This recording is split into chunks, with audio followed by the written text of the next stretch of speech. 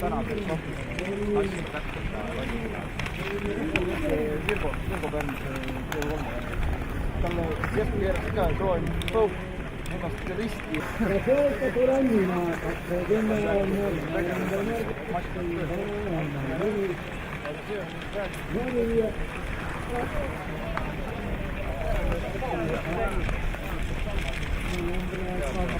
Yeah,